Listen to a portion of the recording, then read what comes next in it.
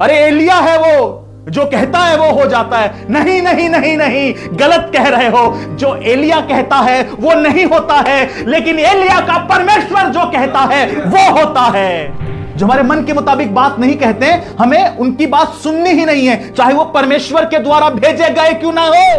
अच्छा प्लान है, लेकिन यहां पर एक पेच है।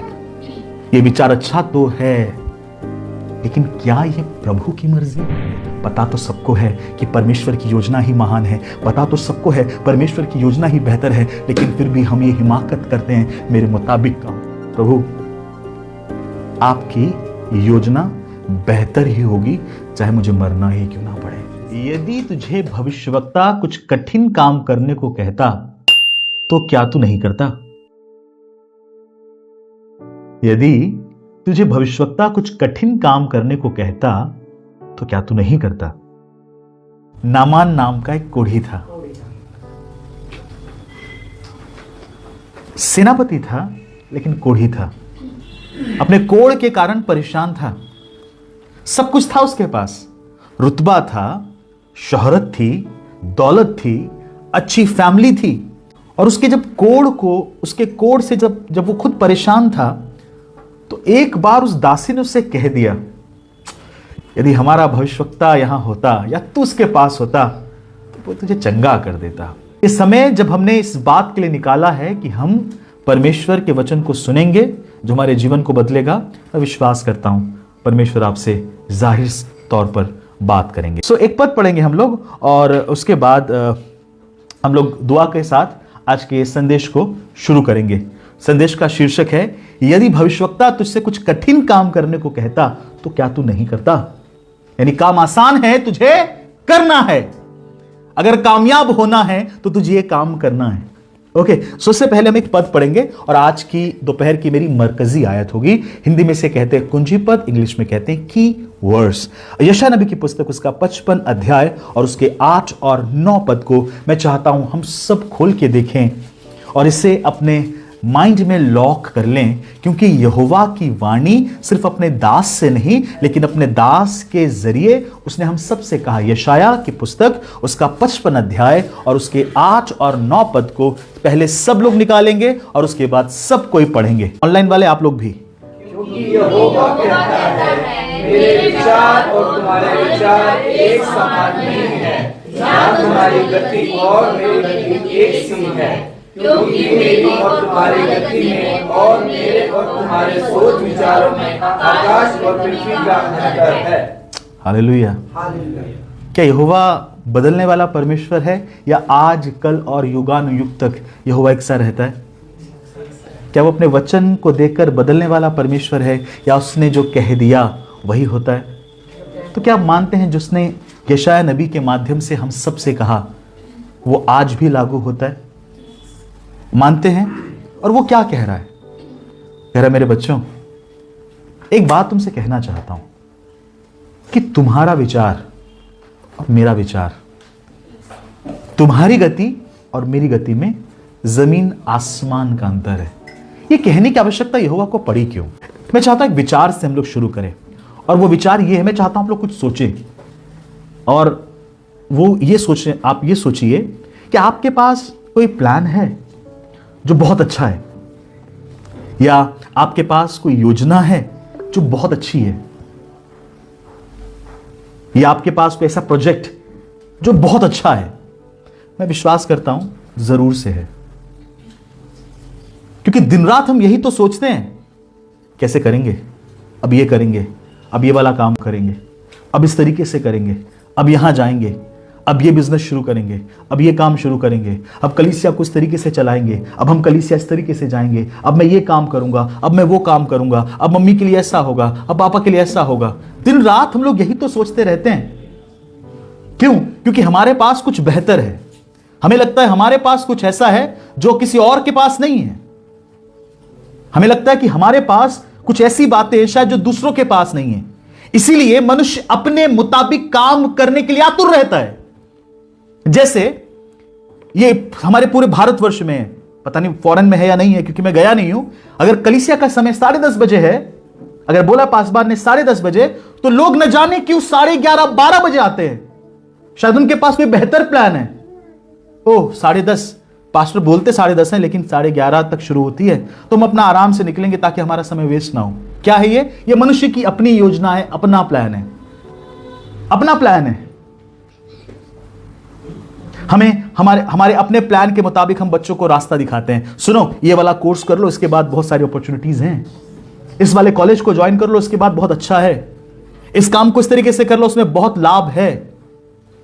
तुम्हारे पास एक अपनी योजना है, हमारे पास एक अपना विचार है, और हमको लगता है बहुत अच्छा है, हमें लगता है ये बेहतर है, हमें लगता है ये इससे बेहतर कुछ हो नहीं सकता। क्यों? क्योंकि हम ऐसे ही हैं। अब एक सवाल है इस विचार से रिलेटेड, क्या हमारी प्लान्स, हमारी योजना जो हमें बेहतर लगती है, क्या वो परमेश्वर के प्लान से, परमेश्वर की योजना से, या परमेश्वर के प्रोजेक्ट से बढ़कर हो सकता है? सोच के बताइए मुझे।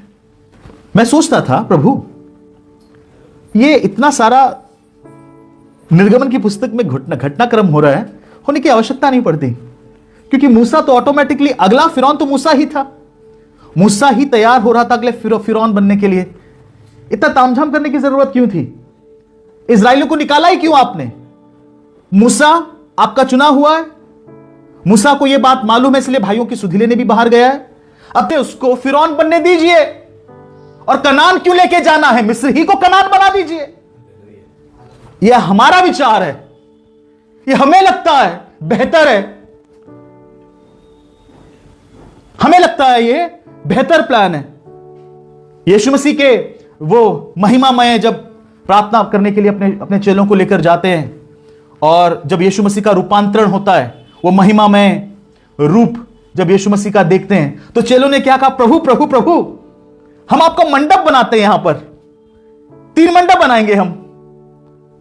प्लान बहुत अच्छा है, ये कितनी बढ़िया बात है। उसके बाद एक पापिन स्त्री थी जो यीशु मसीह के पास आती है, और कमाल का क्या काम करती है, एक बहुत कीमती इत्र उसके पास होता है, उंडेल देती है उसके माथे पर। चेले क्या कहते हैं? एक बड़ी अच्छी बात कहते हैं, जिससे मैं और आप भी शायद सहमत होंगे। ये बर्बाद करने की जरूरत क्या थी?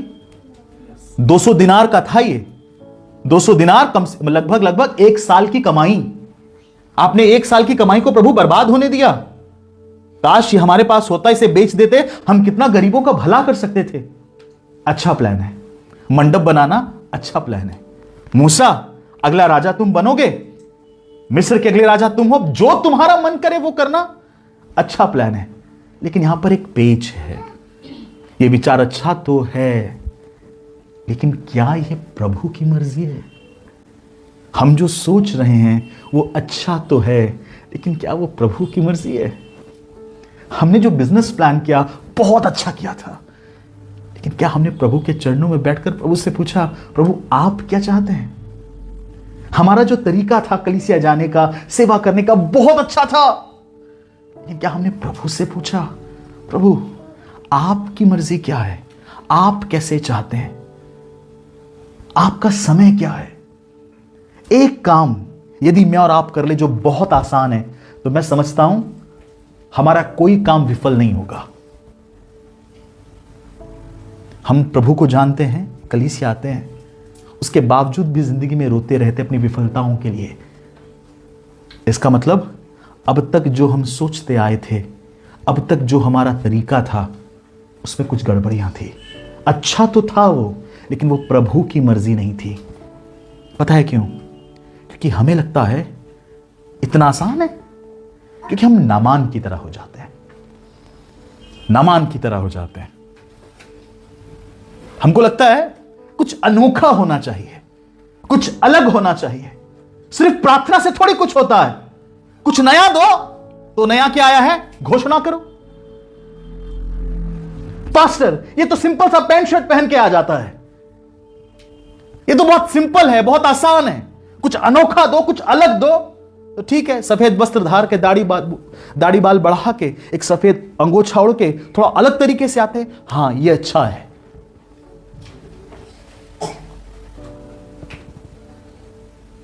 हमको क्या लगता है नामान ने यरदन नदी में डुबकी लगाकर चंगाई पाई, तो यरदन नदी में 7 डुबकी लगाने वाला हर व्यक्ति चंगा हो जाना चाहिए?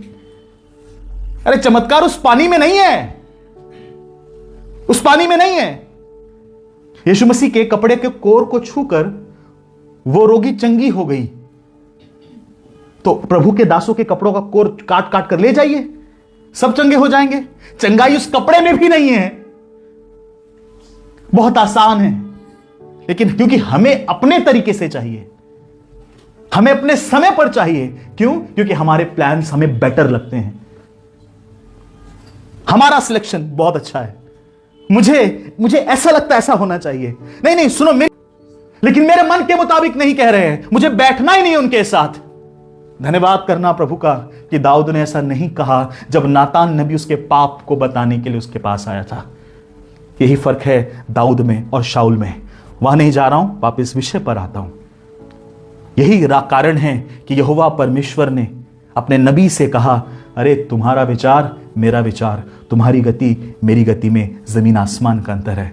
लेकिन कमाल की बात यह है, पता तो सबको है कि परमेश्वर की योजना ही महान है, पता तो सबको है परमेश्वर की योजना ही बेहतर है, लेकिन फिर भी हम ये हिमाकत करते हैं मेरे मुताबिक काम हो।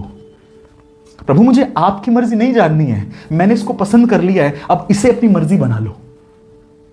मुझे आपकी मर्जी नहीं जाननी है, मैंने तो यहीं पर शादी करनी है, इसे अपनी मर्जी बना लो।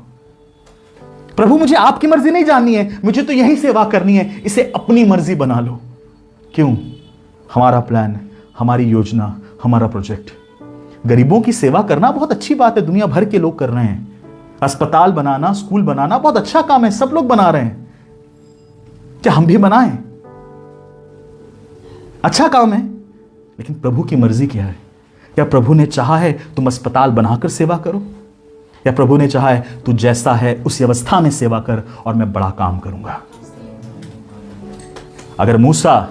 अगर मूसा वही रहता फिरौन बनकर और परमेश्वर अपने लोगों को ना निकालता, तो कहीं ना कहीं लोग कहते मूसा ने निकाला है। मूसा की, और वो तो करते ही रहे। इज़राइल तो आज तक मूसा की व्यवस्था, मूसा मूसा मूसा उनके लिए वो फिगर बन गया है। कई बार हमारे साथ ऐसा ही होता है, हम परमेश्वर से बढ़कर या परमेश्वर का स्थान उन लोगों को दे देते हैं, उन चीजों को दे देते हैं जिनको परमेश्वर ने इस्तेमाल किया हमारे लिए रास्ता निकालने के लिए। जानिए परमेश्वर की इच्छा को। हमें मालूम है परमेश्वर की इच्छा बेहतर है, परमेश्वर की योजना अच्छी है, परमेश्वर की बातें बेहतर है, लेकिन फिर भी हम हिमाकत करते हैं, प्रभु तेरी नहीं लेकिन मेरी इच्छा। मैं चाहता हूं ऐसा हो, मैं चाहता हूं इससे हो, मैं चाहता हूं यहां हो, मैं चाहता हूं इस तरीके से हो, मैं चाहता हूं इस समय पर हो। मैं आज आपको परमेश्वर के कुछ दासों से मिलवाना चाहता हूं और मैं आपको बताऊंगा कि वो कामयाब हुए क्यों। क्योंकि उन्होंने दूसरा वाला ऑप्शन चुना। क्या? मैं नहीं प्रभु आप। सबसे पहले परमेश्वर ने यहोशू को कहा, हालांकि कहा अपने सब लोगों से। क्या कहा अब्राहम को? मेरी उपस्थिति में चल और सिद्ध होता जा। मतलब मेरे लिए, तेरे लिए अब्राहम मेरी इच्छा है, और अब्राहम उसे पूरा करता गया। नूह, बारिश नहीं हुई है लेकिन एक दिन होगी, तुम जहाज बनाओ। ऐसे स्थान पर जहां पर उस जहाज को तैरने के लिए पानी नहीं है, उसके विचार में भी नहीं आ रहा है, लेकिन वो उस काम को कर रहा है जो उसके दिमाग में कभी आया भी ना होगा। क्यों? क्योंकि प्रभु ने कहा है। यहोशू को क्या कहा प्रभु ने? व्यवस्था की ये पुस्तक तेरे चित्त से कभी अलग ना होने पाए, दिन रात इसमें भी या इसी में ध्यान दिए रहना। ऐसा ही करने से, ऐसा भी करने से, ऐसा ही करने से तेरे कुछ काम सफल होंगे या सब काम सफल होंगे। देखो पता हमें सब है, लेकिन फिर भी हम वो नहीं करते जो यहोशू को प्रभु ने करने को कहा। सब पता है हमको। व्यवस्था की पुस्तक, हाँ प्रभु तेरा वचन, तेरे वचन को जो मानते हैं वो कामयाब होते हैं, लेकिन हम नहीं मानेंगे क्योंकि कई बार आपका वचन ना हमारी इच्छा को कहता है कि नहीं, तेरी इच्छा नहीं, हमें तेरी वचन नहीं सुनना है प्रभु। क्या हम परमेश्वर को सुझाव दे सकते हैं? अगर कोई है ऐसा जो कहे प्रभु मैंने बहुत परिश्रम किया है, मैंने बहुत अनुभव को पाया है, थोड़ा ऐसा करके देखो, प्रभु भी हंसता होगा। और इसीलिए प्रभु ने वहां यशायाह नबी को कहा, अरे भाई तुम्हारा जो गति है और तुम्हारी जो मति है, मति और गति, मति भी और गति भी, वो जमीन है और मेरा आसमान है। मालूम हम सबको है, लेकिन फिर भी हमें करना वो है जो हम चाहते हैं। प्रभु का एक दास है जिसको प्रभु ने कहा ये मेरे मन के मुताबिक है। क्यों कभी सोचा है? दाऊद तो व्यभिचार में गिरा, मर्डर भी करवाया, ऐसा क्या था दाऊद में? उसको प्रभु कह रहा है मेरे मन के मुताबिक है। कमाल की बात यह है, दाऊद ने जो गलती एक बार की उसे दोहराया नहीं कभी। उसके बाद दाऊद ने जो गलती की उसे मानी, पश्चाताप किया और उसे छोड़ दिया। रिपीट नहीं किया उसने। रिपीट बाइबल यही बताती हमें, जो अपने अपराध को मानकर छोड़ देता है दया उस पर की जाएगी। हम दया चाहते हैं लेकिन अपराध को मानकर उसे छोड़ना नहीं चाहते। क्यों? माई प्लान्स आर बेटर, मेरी योजना बेहतर है। शायद मुझे कुछ ऐसा मालूम है जो प्रभु को नहीं मालूम। ओ माय, जो प्रभु के मन के मुताबिक थे उन्होंने कभी भी अमीरी का चुनाव नहीं किया, कभी नहीं किया। वो जानते थे अमीरी नहीं, लेकिन मुझे यीशु चाहिए जो मेरी अमीरी है। चंगाई से बढ़कर मुझे यीशु चाहिए, वही मेरी चंगाई है। जान बचाने के लिए काम नहीं करता हूं, यीशु चाहिए क्योंकि यीशु ही मेरी जान है। ये है दीवाने लोग, ये दीवाने लोग हैं। इनको पता है कि आग के भट्टे में डाल दोगे, आग के भट्टे से तो क्या तेरे चुंगल से भी बचा लेगा, लेकिन अगर ना भी बचाए, ये है दीवाने लोग। क्यों? क्योंकि इन्हें ये पता है आपकी मर्जी बेहतर होगी, चाहे मैं बर्बाद ही क्यों ना हो जाऊं। उफ, पढ़ना विश्वास के नायकों के बारे में, इब्रानियों उसका 11 अध्याय पढ़ना, कलीसिया के इतिहास के बारे में, कि लोग घोषणा करवा के सब कुछ हटा दे रहे हैं। लेकिन आप देखिए बाइबल में यीशु मसीह पानी पर चले, बताओ उसके बाद पतरस ने कोशिश करी, डूबने वाला था, वो तो थाम लिया यीशु मसीह ने उसको। उसके बाद बताओ क्योंकि चला पानी पर। कहते हैं ये लोग कि मैं लोगों की बात बता रहा हूं जिनको लगता है कि उनके पास कुछ ऐसा है जो वचन में भी नहीं है। वचन से बेहतर कुछ नहीं हो सकता है। परमेश्वर की मति से बढ़कर हमारी मति होगी, सोच भी नहीं सकते हो तुम, सोच भी नहीं सकते हो। नामान कोढ़ी अगर अपने आप को, उस वक्त तक कोढ़ी था वो, अगर अपने आप को वो दीन ना करता और अपनी इच्छा को दबाकर, अपनी मर्जी को दबाकर, अपने तरीके को दबाकर, अगर वो परमेश्वर के दास के तरीके को, जो परमेश्वर ने उससे कहा था, अगर वो नहीं मानता तो वो कभी चंगा नहीं होता, वो अपनी चंगाई खो देता। क्यों खो देता चंगाई पत मालूम है? क्योंकि उसके मन में एक अलग तरीका था, उसके मन में कुछ और था। वो चाह रहा था काम इसी तरीके से हो। नहीं भाई, वैसे काम नहीं होगा जैसा तुम चाह रहे हो, काम तो वैसे ही होगा जैसे यहोवा ने कहा है। क्या कह रहा था नामान कोढ़ी? तब नामान घोड़ों और रथों समेत एलीशा के द्वार पर आकर खड़ा हुआ। कौन है ये एलीशा? कौन है? प्रभु का दास है, भविष्यवक्ता है। ठीक है, कई बार ना हम कोशिश करते हैं प्रभु के दासों को चलाएंगे। मैं ये बिल्कुल नहीं कह रहा हूं कि प्रभु के दासों को घमंडी होना चाहिए, प्रभु के दासों को मन मर्जी करने वाला होना चाहिए, या प्रभु के दास को सेलिब्रिटी टाइप होना चाहिए। प्रभु के दास को वैसा ही होना चाहिए जैसा वचन कहता है। और वचन क्या कहता है? प्रभु के दास को नम्र होना चाहिए, सहनशील होना चाहिए, बुद्धिमान होना चाहिए, पवित्र आत्मा से भरा होना चाहिए, उसकी दुनिया में अच्छी गवाही होना चाहिए, एक ही पत्नी का पति होना चाहिए, घर का अच्छा प्रबंधक होना चाहिए। ये कौन कहता है? वचन कहता है। लेकिन आज हमने एक अलग दायरा बनाया हुआ है प्रभु के दासों का। पता है किसकी तरह? नामान कोढ़ी की तरह। नामान कोढ़ी के मन में था कुछ कि ऐसा ऐसा होगा, क्योंकि वो ऑलरेडी कुछ सोच कर आया था। जैसे हम भी कई बार कलीसिया में कुछ सोच कर आते हैं पहले से कि कुछ ऐसा ऐसा होना चाहिए, कुछ ऐसा ऐसा होगा। हमने इस तरीके से काम किया है, हमारे साथ ऐसा ऐसा होगा। मैं आपको बताना चाहता हूं, हम परमेश्वर के तरीके को अपने तरीके से प्रभावित नहीं कर सकते। परमेश्वर वही करता है जो उससे भला लगता है मेरे और आपके लिए। उसकी इच्छा से बढ़कर कुछ हो नहीं सकता, बेहतर हो नहीं सकता। तो नामान क्या हुआ, घोड़ों और रथों समेत एलीशा के द्वार पर आकर खड़ा हुआ। तब एलीशा ने एक दूत से उसके पास कहला भेजा, कहला भेज दिया, सुनो वो आया है बाहर, उसे कह दो, क्या कह दो, तू जाकर यर्दन में 7 बार डुबकी मार, तब तेरा शरीर जौ का त्यों हो जाएगा और तू शुद्ध हो जाएगा। परंतु नामान क्रोधित हो यह कहता हुआ चला गया, चला गया। मैं आज बता रहा हूं, हम कई प्रभु के बेटे बेटियां अपने मन में कुछ धारणा बना के आ रहे हैं और वैसा नहीं हुआ, इसलिए पिता से दूर चले गए हैं, वचन से दूर चले गए हैं, प्रार्थना से दूर भाग गए हैं। क्यों? क्योंकि नामान कोढ़ी का सा मन हो गया है, हम क्रोधित हो गए हैं। क्यों? क्योंकि हमारे मन के मुताबिक नहीं हुआ, मेरे मन के मुताबिक नहीं हुआ, मेरे अनुसार नहीं हुआ। इसका मतलब अभी तक हमने अपने मन को परमेश्वर के सामने दीन नहीं किया है। इसका मतलब अभी तक हमने प्रभु के सामने इस बात का अंगीकार नहीं किया कि प्रभु मैं इस बात को समझ गया हूं, मेरी मर्जी तो बहुत खराब है, मेरी इच्छा तो बहुत बेकार है, मैं तो अब तक अपनी मनमानी करते हुए फेल होता आया हूं, मुझे अपनी मर्जी बता, मुझे अपनी मर्जी बता। और ये मैं किससे सीखता हूं? मेरे उद्धारकर्ता, मेरे मुख्य आदर्श प्रभु यीशु मसीह से सीखता हूं। क्या कहता है प्रभु यीशु मसीह? मेरा भोजन क्या है? मेरा भोजन यह है कि मैं अपने भेजने वाले की, हाँ, उसके बाद एक और बात कही यीशु मसीह ने, क्या कही? मैं वो नहीं करता हूं जो मैं चाहता हूं, लेकिन मैं क्या करता हूं? जो पिता को करते हुए देखता हूं।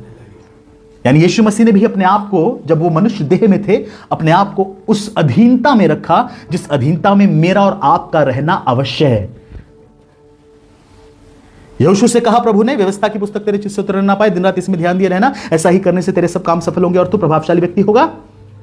उसके बाद राजा दाऊद की बात कहना मैं भूल गया था आपसे। राजा दाऊद एक बात कहता है, और जब उस बात को पढ़ लेंगे तो आप कामयाबी की गहराई को समझ जाएंगे। आप समझ जाएंगे प्रतिफल कैसे मिलता है, आप समझ जाएंगे बुद्धिमान कैसे हुआ जाता है, आप समझ जाएंगे अपने बच्चों को समझदार कैसे बनाया जाता है। भजन संहिता 19 अध्याय 7 पद से।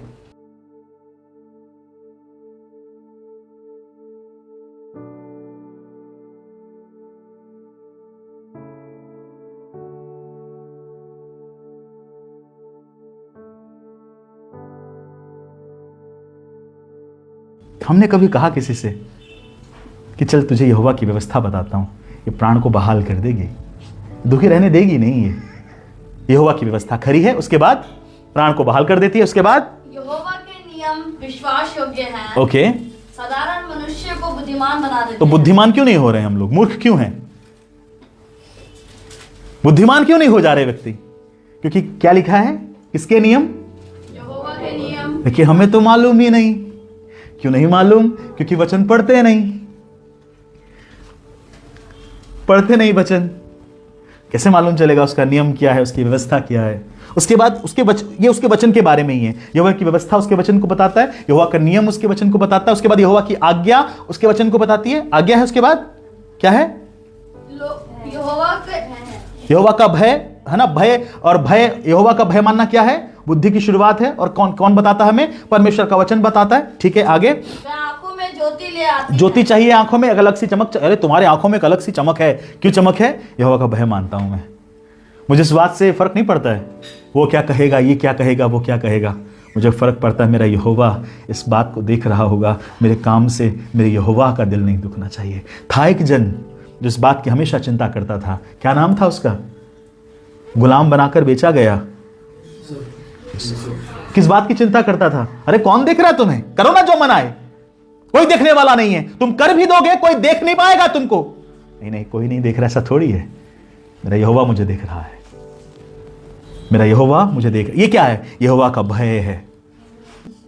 यहोवा का भय, मनुष्य का भय नहीं। यहोवा के नियम, मनुष्य के नियम नहीं। यहोवा की व्यवस्था मेरी या मनुष्य की व्यवस्था नहीं। ठीक है, आगे आगे पढ़ दीजिए, इसको फिनिश कर दीजिए। यहोवा के नियम सत्य और पूरी ओके, रीति से करने में अगला पद यहोवा के नियम में आगे उनका जहां लिखा है वहां से पढ़ो, उसके पालन करने का प्रतिफल बड़ा है। क्या ही बड़ा है? कौन सा पद है वो? 11 पद पढ़िए। उन्हीं से तेरा दास चिताया जाता है। किन से? उन्हीं से। मतलब बात हो रही है प्रभु के वचन से। अगर कभी किसी को चेताना हो ना, हम पासबान लोग ये गलती करते हैं। हम लोग कई बार अपने अनुभवों से सिखाने की कोशिश करते हैं, अपनी बातों से सिखाने की, हाँ अच्छी बात है, ये कर सकते हैं। लेकिन जब आप परमेश्वर के वचन से किसी को चेताएंगे, परमेश्वर के वचन से, अगर वो ना माने तो फिर बताना। प्रभु के वचन से चेताओ, प्रभु के वचन बताओ उसको।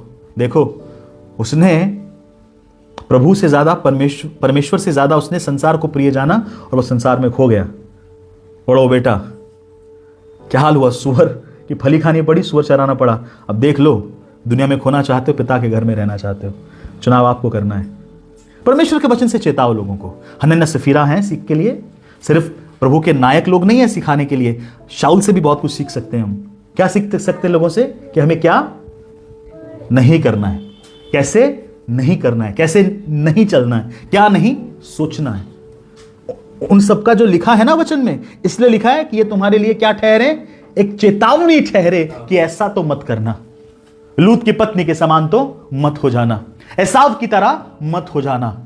एक वक्त की रोटी के चक्कर में पहिलौठे होने का पद बेच दिया। यानी परमेश्वर का वचन से चेताया जा, उन्हीं से तेरा दास चेताया जाता है। उनके पालन करने से बड़ा ही प्रतिफल मिलता हमको है। लगता है उस व्यक्ति को खुश कर दो तो बड़ा प्रतिफल मिल जाएगा। इन जज साहब को सेट कर लो तो केस सेट हो जाएगा। उन पुलिस वाले से जान पहचान मेरी अच्छी है, उनको सेट कर लेंगे तो सब सेट हो जाएगा। मैं बता रहा हूं, काम के वक्त कोई काम नहीं आएगा। आपके काम के समय कोई काम नहीं आएगा, सिर्फ आएगा सेनाओं का यहोवा। हम क्या कर रहे हैं? हम उससे प्रसन्न करने से ज्यादा हमें लगता है ये सब कोई काम नहीं आएगा। काम के वक्त में लिख के देने को तैयार हूं। मैंने देखा इन चीजों को, और मैं जब जब गिड़गिड़ा कर यहोवा के पास गया हूं, जब मैं गया हूं, मैंने उसकी सामर्थ को देखा है। मैं ठीक है, तो उसके बाद क्या कह रहे? जल्दी खत्म करो। अपनी भूल चूक को कौन समझ सकता मैं है? तो थोड़ा सा वो बना के रखें जैसा आपने अभी तक बना के रखा है, संयम। क्या बहन, क्या अपनी भूल चूक को कौन समझ सकता है? इसका मतलब प्रभु का वचन कह क्या रहा है? अपने भूल चूक को हर कोई नहीं समझ सकता, यानी हर कोई अपनी गलती मानता नहीं है। प्रभु के एक बहुत अच्छे दास, और उम्र में मैं समझता हूँ मेरे पिता से कुछ ही उम्र ऊपर नीचे होगी उनकी, लेकिन हम लोग जब बैठ कर बात करते हैं, मुझे इतना सीखने को उनसे मिलता है। वो बेझिझक अपनी गलती मानते हैं। हाँ पास्टर जी, हाँ मुझसे चूक हुई है, हाँ मैंने गलती की है। क्या पड़ी है उनको मानने की? घुमा सकते हैं चीज़ों को। ये तो एक संसार का एग्जाम्पल रहा, लेकिन उसी व्यक्ति की जिसने इस पद को लिखा, जिसके द्वारा प्रभु ने लिखवाया। कौन है ये? किसका भजन है? नहीं, मैं चाहता हूं पढ़ें आप, बिना देखे बिना सोचे कुछ मत बोल देना। देखो वचन में लिखा है, बोला रुको पढ़ तो लूं क्या लिखा है। पक्का अब कॉन्फिडेंस आया ना कि दाऊद का भजन है ये। मिला के देखना है, कोई भी आके आपको कुछ सिखा के ना चला जाए। आजकल यही चल रहा है। एक प्रार्थना विश्वासी के जीवन का एक बड़ी पावरफुल वेपन है। प्रार्थना, शैतान का इस पे अटैक है। वो चाहता है प्रार्थना मत करो, हट जाओ प्रार्थना करने। प्रार्थना तो भिखारी करते हैं। दो चीजें यहां पे जो मैं प्रचार कर रहा हूं, क्या? खुद का विचार। मेरा प्लान अच्छा है, मैं कर सकता हूं, लेकिन प्रभु से नहीं पूछा आपकी मर्जी क्या है। What is your will Lord? मुझे तो लगता है प्रधानमंत्री क्या, मेरे को तो तुम यूएन का प्रेसिडेंट बना दो। कौन है जो अपने आप को बोलेगा मूर्ख हूं मैं? नहीं भाई, हमसे समझदार थोड़ी है कोई। यार मैं तुझे सलाह देता हूं चार। अपने दृष्टि में हर व्यक्ति बुद्धिमान है, लेकिन यहोवा है मनों को जांचने वाला। वो सब देखता है, वो सब जानता है, वो सब देखता है। इसलिए खुदा के लोगों प्रार्थना करना नहीं छोड़ना, घुटनों पर आना मत छोड़ना। जिस एलिया की लोग दोहाई देते हैं, उसी एलिया को परमेश्वर का वचन कहता है, एलिया भी तो तुम्हारे समान क्या था? दुख सुख भोगी मनुष्य था। लेकिन जब उसने कैसे प्रार्थना की, क्या लिखा है एग्जैक्टली याकूब की पुस्तक पत्री में? जब उसने गिड़गिड़ा कर प्रार्थना की। एलिया पावरफुल नहीं है। अगर एलिया पावरफुल होता, जो कहता वो हो जाता, तो वो मर जाता। क्या कह रहा है? जब वो इजेबेल से भाग रहा है, क्या कह रहा है? मैं अपने पुरखाओं से बिल्कुल अच्छा नहीं, इससे अच्छा तो मैं, तो मर जाना चाहिए था उसको, तो भविष्यवक्ता है, जो कह रहा है वो हो जाता है। ना ना ना ना ना, घोषणा में सामर्थ्य नहीं है, घोषणा में सामर्थ्य नहीं है। प्रार्थना का सुनने वाला परमेश्वर और वचन को भेजकर पूरा करने वाला परमेश्वर ही सामर्थी है। जानना पहले उसकी मर्जी क्या है, वो क्या कहता है। आज का पूरा संदेश मेरा यही है। आसान काम है लेकिन कर कोई नहीं सकता। आसान काम क्या है? आसान काम क्या है? सामर्थ यरदन नदी के पानी में नहीं है। भाई मरे जा रहे हैं हमारे लोग इजराइल के पानी के चक्कर में। इजराइल से आया है तो क्या हुआ? यीशु मसीह ने क्या कहा उस नारी को?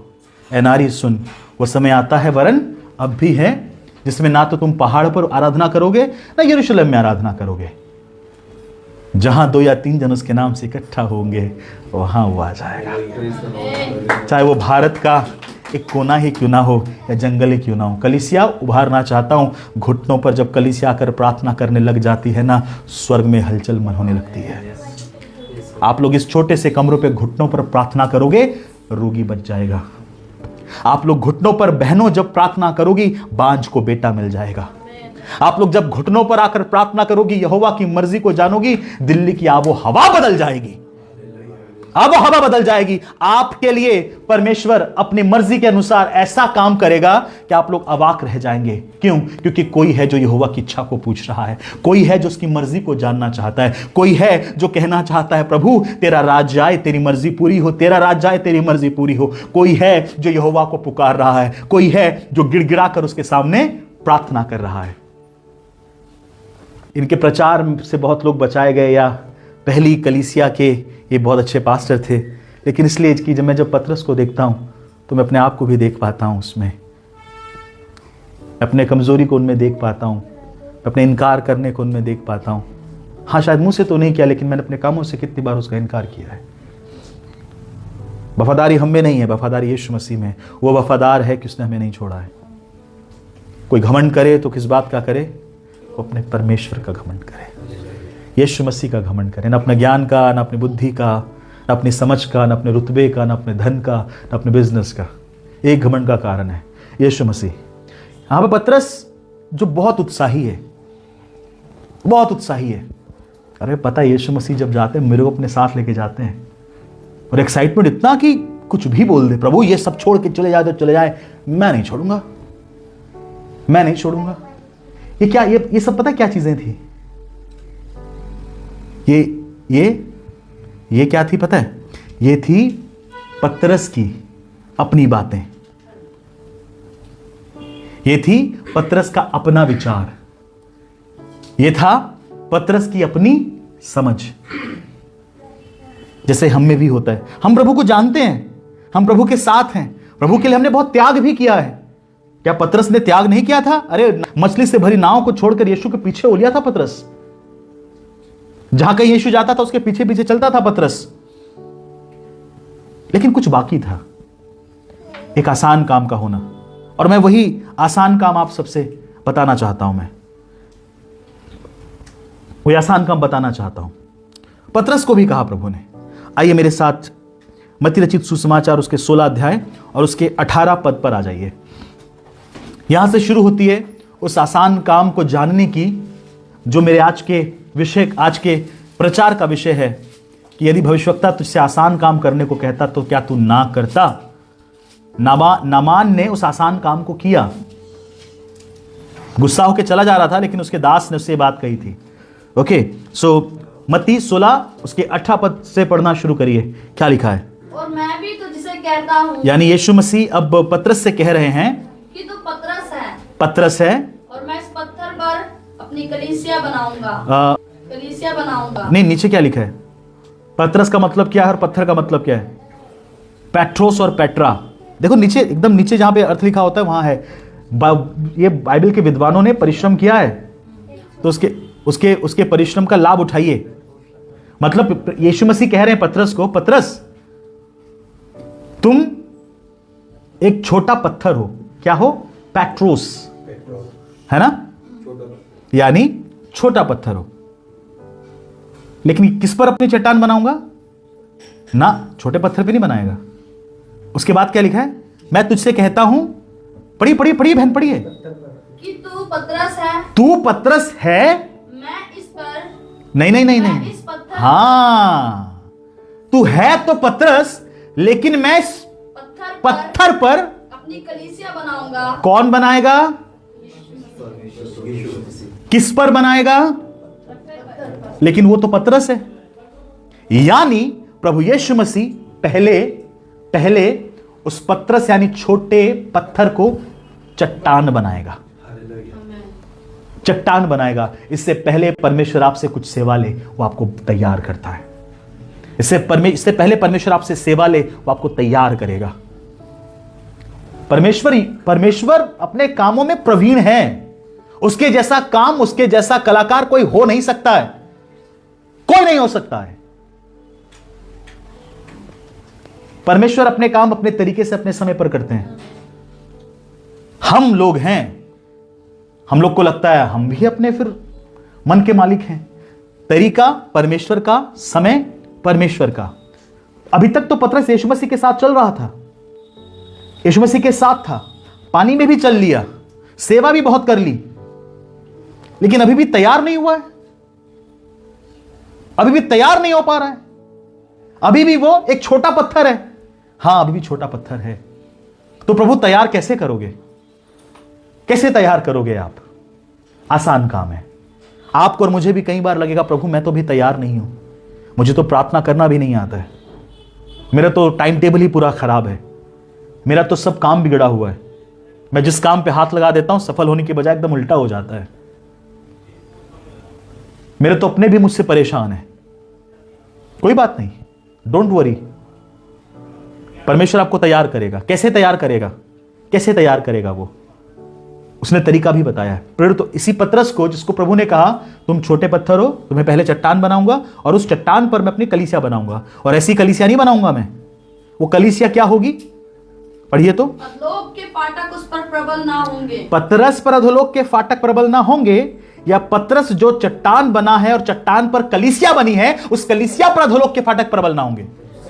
कलीसिया पर, यानी कलीसिया को परमेश्वर ने एक सामर्थ्य दी है। अकेले रहकर कुछ नहीं होगा, अपने मन की मर्जी पूरा करके कुछ नहीं होगा, आपको कलीसियात्मक रूप से काम करना होगा। और कलीसिया का मतलब क्या है? कलीसिया कौन है? परमेश्वर की देह है, और देह को एक होकर काम करना पड़ेगा। सामर्थ प्रभु ने कहां दी है? सामर्थ दी है प्रभु ने कलीसिया को। क्या है कलीसिया की सामर्थ? अधोलोक के फाटक उस पर प्रबल ना होंगे। ईमानदारी से सोचिएगा इस बात को। हम लोगों ने कलीसियात्मक रूप से कितनी प्रार्थनाएं की हैं, कलीसिया हो ही नहीं पाते हैं। माफ करना, किसी को चोट देने के लिए बात नहीं कह रहा हूं, लेकिन आज के समय की एक वास्तविकता बता रहा हूं, क्योंकि प्रभु के अनुग्रह से मैं विभिन्न जगहों पर सेवा करने के लिए जाता हूं, और आज मैं एक बात को देख रहा हूं कि हम लोग कलीसिया के रूप में इकट्ठे नहीं हो पाते हैं। इकट्ठा होने के लिए कोई बड़ी बिल्डिंग नहीं चाहिए, इकट्ठे तो किसी के घर में भी हो सकते हैं। मालूम है ना, 4 तरह के बीज थे। बीज बोने वाला बीज बोने निकला। 4 तरह के बीज थे। एक बीज था जो उगा, लेकिन क्या हुआ? झाड़ी ने उसे दबा लिया। और जब बीज बोने वाले दृष्टांत का अर्थ प्रभु ने बताया, तो क्या बताया झाड़ी को प्रभु ने? क्या? संसार की चिंता और धन का धोखा। संसार की चिंता और धन का धोखा बीज को बढ़ने से रोकता है। यानी आप परमेश्वर का वचन कितना भी सुनते रहिए, कितना भी कलीसिया जाते रहिए, कितना भी बाइबल पढ़ते रहिए, इस संसार की चिंता और धन का धोखा पता है क्या होता है? धन का धोखा क्या, बताइए? मैं आपसे अगर पूछूं कितना करोड़ रुपए चाहिए कि आपकी सब समस्या सॉल्व हो जाएगी, आप कितने करोड़ में आपकी सारी प्रॉब्लम सॉल्व हो जाएगी? बताइए। अभी चेक काट के देता हूं, मजाक नहीं कर रहा हूं। क्या सोच रहे हो? राजाओं के राजा का बेटा हूं। कितना बहन चेक चाहिए? कितने करोड़ का चाहिए? बताना। घर कितने का यहाँ पे इस एरिया में? ये 4 मंजिल से घर, मकान कितने का? 100 गज का? भैया कितने का है? अरे 1 करोड़, बड़ा बोलो ना यार। 1 करोड़ का है? ये थोड़ा ज्यादा ही। कोई बात नहीं, 10 करोड़ दिया। 10 करोड़, घर 10 करोड़ में हो गया। गाड़ी कौन सी चाहिए? हैं? फॉर्च्यूनर। कितने की है? 20 करोड़ में सेट हो जाएगा मामला सब। 20 करोड़ में सब सेट हो जाएगा। घर, गाड़ी, नौकरी करने की जरूरत है फिर? 20 करोड़ आ गए 5 करोड़ बैंक में रख दोगे, ब्याज खाते रहोगे, प्रॉब्लम सॉर्ट आउट, कोई दिक्कत नहीं है। गलत सोच रहे हो। यही धन का धोखा है। इसी को बोलते धन का धोखा। धन धोखा देता है। आज तक मैंने एक भी जन इस दुनिया में नहीं देखा जो कहे मेरे धन ने मेरी सब प्रॉब्लम सॉल्व कर दी है। चाहे वो अडानी है, चाहे वो अंबानी है, या एलोन मस्क ही क्यों ना है, बिल गेट्स ही क्यों ना है। धन धोखा देता है कि मुझे पाओ। यीशु मसीह ने इसीलिए कहा तुम दो स्वामी की सेवा नहीं कर सकते। तुम धन और परमेश्वर, परमेश्वर और धन ईश्वर होना चाहता है आपका। धन कहता है चिंता मत कर, क्या चर्च वच लगा रखा है, चर्च स्कूल में एडमिशन करा देगा, तेरे बच्चों को इंटरनेशनल स्कूल में डलवा देगा चर्च यीशु मसीह। साउथ दिल्ली में तुझे कोठी दिला देगा यीशु मसीह, चर्च दिला देगा। धन दिलाएगा, धन 20 करोड़ दिलाएगा। धोखा, संसार की चिंता और दूसरा चिंता, भाई कैसे होगा, 2 बच्चे हो गए, बड़े हो गए, बच्चे एडमिशन नहीं मिल रहा, फॉर्म भरा था एडमिशन नहीं हुआ, पास्टर जी कैसे होगा। बिजनेस में सब लगा दे, बिजनेस चल ही नहीं रहा, कैसे होगा। सब लोग नौकरी कर रहे हैं, सब लोग पैसा कमा रहे, इतना पैसा घर में आ रहा है, लेकिन बच नहीं रहा है कुछ, कैसे होगा। संसार की चिंता और धन का धोखा। मत्ती रचित सुसमाचार पहली किताब है नए नियम की, और पहली किताब के पहले ही कुछ अध्यायों में यीशु मसीह ने कह दिया तुम चिंता ना करना, और चिंता करके ये ना कहना क्या खाएंगे, क्या पिएंगे, कहाँ रहेंगे, क्या पहनेंगे, क्या जीवन तुम्हारा प्राण जो है वस्त्र से बढ़कर, रोटी से बढ़कर है, क्यों चिंता करते हो। आकाश के पक्षियों को देखो, क्यों देखो प्रभु, क्योंकि वो ना बोते ना काटते, फिर भी तुम्हारा स्वर्गीय पिता, किसका स्वर्गीय पिता, तुम्हारा स्वर्गीय पिता, मेरा स्वर्गीय पिता। अच्छा, पक्षियों का जो परमेश्वर है मेरा वो पिता है, यानी जो पक्षियों का परमेश्वर होकर उनको खाना खिला सकता है, मेरा तो वो पिता है, मेरे लिए वो ज्यादा क्यों ना करेगा। आसान काम है लेकिन होता नहीं है ना। संसार की चिंता, धन का धोखा वचन रूपी बीज को बढ़ने से रोकेगा, इसलिए कलीसियात्मक रूप से हम लोग इकट्ठे नहीं हो पाते हैं। करके देखिए, प्रभु का दास होने के नाते इस वेदी से खड़ा होकर इस बात को कह रहा हूं, कलीसियात्मक रूप से प्रार्थना करके देखिए, असंभव संभव होने लगेगा। जो तुम्हें मुश्किल लगता है वो आसान लगने लगेगा। जो तुमको लगता है ना इसका इलाज पैसा है, पैसा है, पैसा है, यहोवा कुछ ऐसा कर देगा, पैसों को बोलोगे निकल यहां से, यहोवा चाहिए मुझे। जब बोले ना पैसा इतना तुझे चाहिए, मैं तेरा काम कर दूंगा, बोला रहने दे भाई, तू नहीं, सबसे पहले तू मेरा भाई नहीं है, नौकर है, तो नौकर की तरह दे, मेरा ज्यादा मालिक मत बन। धन धोखा देता है। कलीसियात्मक रूप से इकट्ठा होना शुरू हुई, प्रार्थना करना शुरू करिए, अपने घर को ही कलीसिया बना लीजिए, पति पत्नी बच्चे एक साथ घुटनों पर आइए, प्रार्थना करिए, पिता अपने कर्तव्य को निभाइए। आइए प्रार्थना करेंगे, सब बिना प्रार्थना के नहीं सोएंगे, हम लोग प्रार्थना करेंगे, एक साथ करेंगे, प्रार्थना करेंगे, हम लोग कलीसिया समय पर जाएंगे, एक साथ जाएंगे, कोई घर में नहीं रहेगा, बाकी काम बाद में। पहले परमेश्वर का घर, पहले परमेश्वर का नियम, पहले परमेश्वर की व्यवस्था, पहले परमेश्वर का भय, पहले परमेश्वर की बुद्धि, पहले परमेश्वर की योजना। सफल तो यूं हो जाओगे, लेकिन काम यह है, आसान काम, लेकिन कर नहीं पाते हैं। कौन बनाएगा? छोटे पत्थर से बड़ा चट्टान कौन बनाएगा? लेकिन हम खुद बनना चाहते हैं अपने तरीके से, अपने आप से। मेरी महिमा तू देखेगा, खुद को मेरे हाथों में दे दे। मेरी महिमा तू देखेगा, खुद को मेरे हाथों में दे दे। लाल सागर में रास्ता दिया, आज भी मैं करने के योग्य हूँ। करता है वो तेरी चिंता, मैं ना चिंता करूँगा। करता यीशु तेरी चिंता, मैं ना चिंता करूँगा। आंसुओं की वादियों में साथ ना छोड़ेगा मेरा, आंसुओं की वादियों में हाथ ना छोड़ेगा मेरा।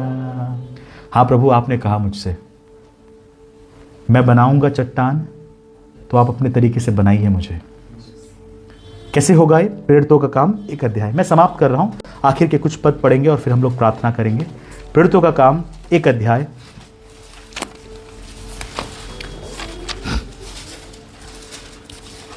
प्रेरितों का काम 1 अध्याय उसके 6 पद से पढ़ना शुरू करते हैं। अतः उन्होंने इकट्ठे होकर उससे पूछा, हे प्रभु, क्या तू इसी समय इज़राइल को राज्य फेर देगा? इसलिए कहता हूं, मनुष्य कितना मर्जी बुद्धिमान क्यों ना हो जाए, वो परमेश्वर की बुद्धि का आसपास भी नहीं ठहर सकता। लग रहा कितना अच्छा सवाल है ना? राज्य फेर देगा प्रभु इज़राइल को? अभी फेर देगा? क्यों? राज्य इज़राइल तक क्यों सीमित रहे? अगर आज इज़राइल तक सीमित हो जाता, हम तक सुसमाचार कैसे आता? पृथ्वी की छोर तक सुसमाचार कैसे जाता? अरे राज्य का काम उसका है, उसे करने दो।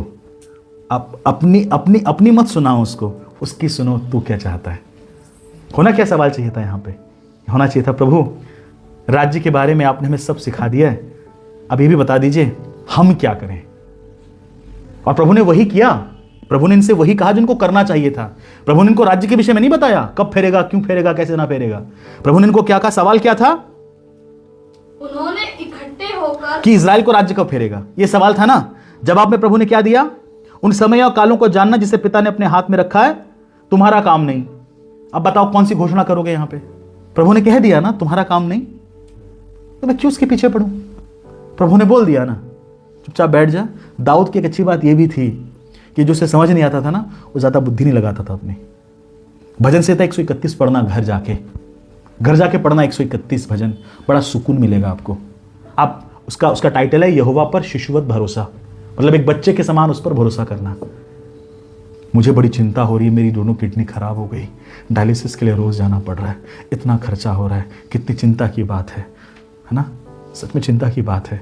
अब सिंपल सी बात है, जिसने मुझे पैदा किया है, क्या उसकी चिंता मेरी चिंता से बढ़कर है? दिक्कत कहाँ पे है? दिक्कत यहीं पे है कि मैं उसकी उपस्थिति में नहीं बैठ रहा हूं। वो क्या चाह रहा है मैं उससे पूछ नहीं रहा हूं। चंगाई तो वो यूं दे देगा, यूं दे देगा। क्या अब तक दिया है? हाँ दिया है। चंगाई क्या मुर्दों को जिंदा करने वाला परमेश्वर है? किडनी को नया नहीं कर सकता है क्या? Hallelujah, hallelujah. तेरे हाथ में है प्रभु, तू दया कर, तू चंगा कर। हम कलीसियात्मक रूप से बैठेंगे। कलीसिया घुटनों पर आकर आप प्रार्थना करना शुरू करिए। असंभव संभव ना हो तो मुझे बताइएगा। महिंद्रा पार्क ना बदले मुझे आप बताइएगा। हम लोग घुटनों पर नहीं आ रहे। आसान काम जो है हम नहीं कर पा रहे हैं, वो माफ करना नहीं, हम प्रभु से वो सब कुछ चाहते जो हमारे लिए है। प्रभु तू बरकत दे, तू आशीष दे, यहोवा मेरे को बरकत। लेकिन मैं क्या कर, मेरी जो रिस्पॉन्सिबिलिटीज है क्या मैं वो भी कर पा रहा हूं या नहीं? यहां पर प्रभु ने क्या कहा इनसे? यहां प्रभु ने कहा तुम्हारा काम नहीं, तो तुम्हारा काम क्या है? इसका मतलब क्या कर रहे हो? इसका मतलब जो तुम्हारा काम नहीं तुम वो करना चाह रहे हो, और जो तुम्हारा काम है तुम वो जानना भी नहीं चाहते हो। क्या समझ आ रहा है? चेले वो पूछना चाह रहे हैं, वो जानना चाह रहे हैं तो चेलों का काम ही नहीं है, और चेलों को जो करना है उसके विषय में चिंता ही नहीं है इनको। इन्हें करना क्या था? क्या करना था? परंतु जब पवित्र आत्मा तुम पर आएगा, ठीक है, तब तुम सामर्थ्य पाओगे। क्या पाओगे? सामर्थ पाओगे। सामर्थ पाओगे।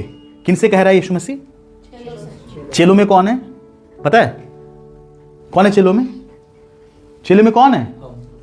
नहीं, वहां उस वक्त कौन है? वहां पे हम तो हैं, प्रेज द लॉर्ड। उस वक्त कौन कौन है? पतरस है वहां, पतरस, याकूब, यूहन्ना, वो सब हैं। ठीक है, 11 चेले हैं, एक अभी हट गया सीन से।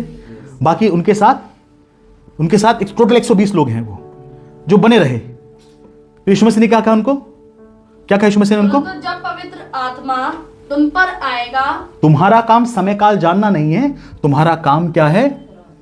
नहीं, अभी यहां क्या लिखा है? सबसे पहले तुम्हारा काम है पवित्र आत्मा की सामर्थ को पाना।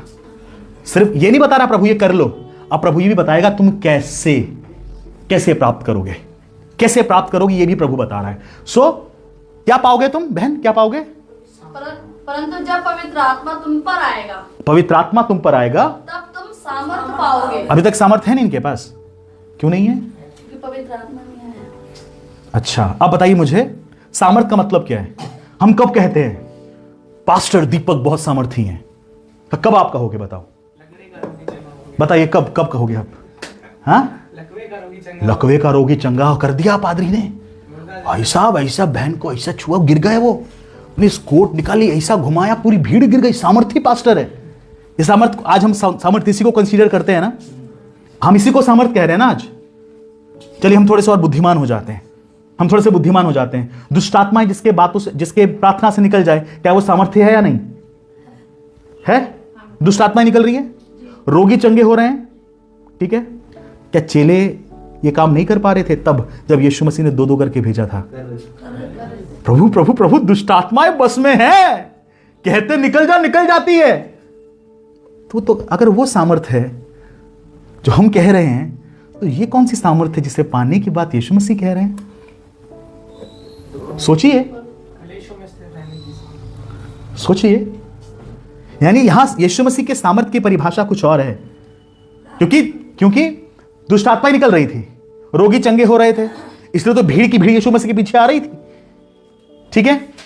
तो यीशु मसीह ने पूरी बात क्या कही? पिता ने कहा, यीशु मसीह ने कहा तुम सामर्थ पाओगे, और सामर्थ पाने के बाद क्या ठहरोगे?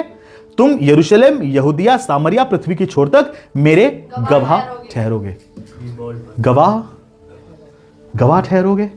एक गवाह ठहरने का मतलब पता है क्या है? यहां पे जो एग्जैक्ट ट्रांसलेशन है गवाह का, वहां पर शहीद होने से है, मार्टियर। यानी ऐसी सामर्थ आएगी तुम पर, तुम मरने से भी ना डरोगे, मेरा नाम लेते लेते, मेरे नाम से दुख उठाते उठाते भी ना ठहरोगे। जब बीमारी आओगे, बीमारी को बोलोगे बीमारी तेरी क्या औकात है, तू मुझे मसीह की मोहब्बत से अलग नहीं कर सकती। जब तंगहाली आएगी, तुम तंगहाली को बोलोगे ए तंगहाली तेरी क्या बिसात है, मसीह की मोहब्बत से तुम मुझे अलग नहीं कर सकते। जब तुम्हारे सर पर तलवार आएगी, तुम उस तलवार से कहोगे ए तलवार तेरी क्या औकात है, तू मुझे मसीह की मोहब्बत से अलग नहीं कर सकता, क्योंकि मैंने मसीह के रूप में वो पा लिया है जो संसार को जिसने जीत लिया है। ये गवाह ठहरना है। लेकिन हम लोग किस लिए, हम लोग कहां पड़े हुए हैं? हम लोग समर्थ किसे समझ रहे हैं? यीशु मसीह क्या कह रहा है? और यीशु मसीह ने क्या कहा था? यीशु मसीह ने कहा था इसलिए तुम इज़राइल मत छोड़ना। 4 पद में क्या लिखा है? 4 पद में आओगे तो वो काम के बारे में लिखा है जिस काम को करके तुम पवित्र आत्मा की सामर्थ को प्राप्त कर सकते हो। पवित्र आत्मा की सामर्थ को कैसे प्राप्त करोगे? 4 पद से क्या लिखा है बहन? पढ़ो जल्दी से, ये आखिरी पद है। और उनसे मिलकर उन्हें आज्ञा दी, उन्हें आज्ञा दी, यरूशलेम को ना छोड़ो, हैं? यरूशलेम को ना छोड़ो। नहीं बहन, बड़ा खतरनाक जगह है यरूशलेम। प्रभु कहीं और ले जाओ हमको, यहां ना हो पाएगा हमसे। यरूशलेम, यही तो हमारे उद्धारकर्ता प्रभु यीशु मसीह को मारा था। वो जो यहूदी की महासभा है ना, वो यरूशलेम में ही है। और तो और ये जो रोमी लोग हैं ना, यहीं पे डेरा डाल के बैठे हैं। ना यहां नहीं होगा प्रभु, निकालो यहां से हमको। लेकिन प्रभु ने कहा क्या? मत छोड़ना यरूशलेम। प्रभु तो छोटा सा घर है, वो चर्च थोड़ी है, वहां क्या होगा, निकालो वहां से। वो क्या पास्टर है प्रभु, तेरे एक ऐसा तो है, वो उससे निकालो, उससे दूर करो। प्रभु ने क्या कहा? वही करूंगा। जगह का इंपॉर्टेंस नहीं है, मेरा इंपॉर्टेंस है। मैं जहां आ जाता हूं ना, चाहे वो एक छोटा सा कमरा ही, उपरोती कोठरी ही क्यों ना हो, उस उपरोती एक छोटी सी, ये जानते हैं कहां की घटना है? प्रेरितों के काम, उपरोती छोटी सी कोठरी थी, वहां से यरूशलेम की सबसे पहली कलीसिया, इतिहास की सबसे कलीसिया उस उपरोती कोठरी से शुरू हुई थी। और आज हमको क्या लगता? कलीसिया माने बिग बिल्डिंग, कलीसिया मतलब ये, कलीसिया मतलब वो। अरे यीशु मसीह पर नजर रखना, ये तो सब छोटी मोटी चीजें हैं। और वहीं से प्रभु बनाएगा आपको जहां सबसे ज्यादा डर लग रहा है, वहीं से उठाएगा प्रभु जहां सबसे ज्यादा बेइज्जती हुई है, वहीं से प्रभु उठाएगा जहां मृत्यु का भय है, वहीं से प्रभु जीवन की नदियां बहाएगा। तो तुम क्या मत करना? यरूशलेम मत छोड़ना, लेकिन एक काम करना। क्या काम करना? परंतु पिता की उस प्रतिज्ञा के पूरे होने की बाट जोते रहो। क्या करते रहना? पिता की प्रतिज्ञा। बाट यानी इंतजार। पर यही तो नहीं होता है प्रभु, यही तो नहीं हो पाता है। नहीं, इंतजार नहीं हो पा रहा है प्रभु। 2 साल हो गए, 5 साल हो गए, 10 साल हो गए, 15 साल हो गए, 20 साल हो गए, 25 साल हो गए, 30 साल हो गए। कब प्रभु?